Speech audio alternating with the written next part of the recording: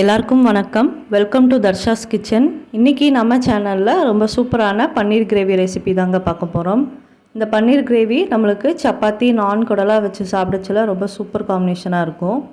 இப்போது இந்த கிரேவியை எப்படி பண்ணுறதுன்னு பார்க்கலாம். வாங்க வீடியோக்குள்ளே போகலாம். வீடியோக்குள்ளே போகிறதுக்கு முன்னாடி நீங்கள் இன்னும் நம்ம சேனலை சப்ஸ்கிரைப் பண்ணலன்னா கீழே இருக்க சப்ஸ்கிரைப் பட்டனை ப்ரெஸ் பண்ணிட்டு பக்கத்தில் இருக்க பெல் ஐக்கானையும் ப்ரெஸ் பண்ணிக்கோங்க. ஒரு மிக்சிங் பவுல் எடுத்துக்கலாம். அதில் 150 கிராம் பன்னீரை இந்த மாதிரி சின்ன சின்ன பீசஸாக கட் பண்ணி உள்ளே சேர்த்திக்கலாம். அது கூட 1/4 டேபிள் ஸ்பூன் அளவு மஞ்சத்தூள் சேர்த்திக்கலாம். காரத்துக்கு 1 டேபிள் ஸ்பூன் அளவு மிளகாய்த்தூள், 1 டேபிள் ஸ்பூன் அளவு இஞ்சி பூண்டு விழுது, அப்புறம் தேவையான அளவு உப்பு. இதெல்லாம் சேர்த்திட்டு நம்ம நல்லா ஒரு டைம் இதெல்லாம் மிக்ஸ் பண்ணி விட்டுடலாம். மசாலா எல்லா இடத்துலையும் படுற மாதிரி நல்லா மிக்ஸ் பண்ணி விட்டுடலாம். இந்த மசாலாஸ் எல்லாமே பன்னீரில் நல்லா கோட் ஆகிற மாதிரி மிக்ஸ் பண்ணதுக்கப்புறமா இதை ஒரு அரை மணி நேரத்துக்கு நம்ம ஊற வைக்கணும்.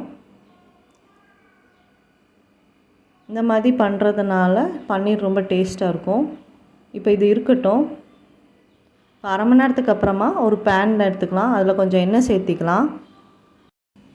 இதில் நம்ம ஊற வச்சுருக்க பன்னீரை உள்ளே சேர்த்திக்கலாம். சேர்த்திட்டு இதை மீடியம் ஃப்ளேமில் வச்சு இந்த பன்னீரை நம்ம கோல்டன் ப்ரௌன் வர வரைக்கும் நல்லா ஃப்ரை பண்ணி எடுத்துக்கலாம்.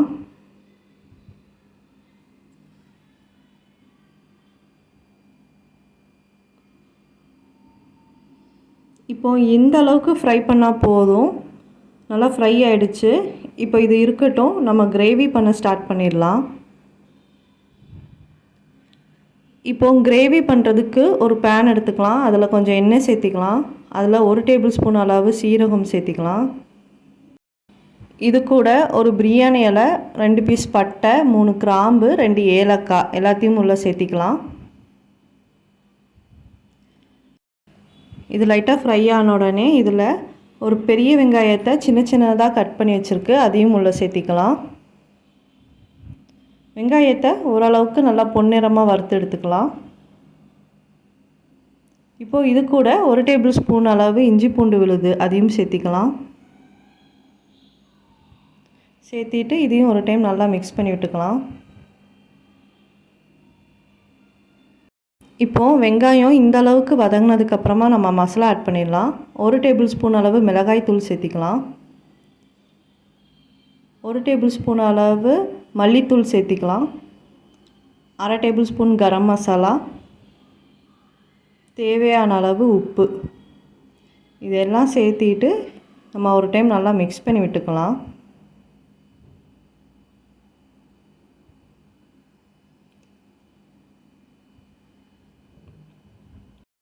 இப்போது இந்த மாதிரி நம்ம மிக்ஸ் பண்ணதுக்கப்புறமா தக்காளி சேர்க்கணும். தக்காளியை கட் பண்ணி சேர்க்காமல் மிக்சியில் போட்டு நல்லா பேஸ்ட் பண்ணி சேர்த்திக்கலாம். கிரேவி நல்லா திக்காக இருக்கும். இந்த மாதிரி 3 தக்காளியை மிக்சியில் அடித்து சேர்த்திக்கலாம். இப்போ இதை ஒரு டைம் மிக்ஸ் பண்ணி விட்டுட்டு ஒரு அரை கிளாஸ் அளவு தண்ணி மிக்சி கப்பில் ஊற்றி அதையும் உள்ளே சேர்த்திக்கலாம்.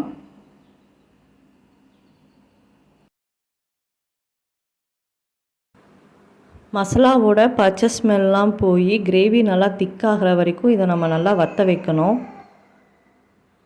இப்போது இதை மூடி போட்டு ஒரு 10 நிமிஷத்துக்கு சிம்லேயே வச்சிடலாம்.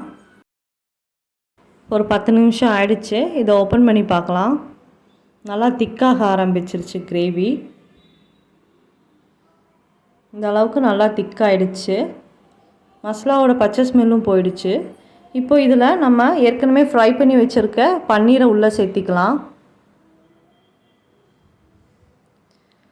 பன்னீரை உள்ளே சேர்த்துனதுக்கப்புறமா இதை ஒரு டைம் நல்லா கிரேவி கூட நல்லா மிக்ஸ் பண்ணி விட்டுக்கலாம்.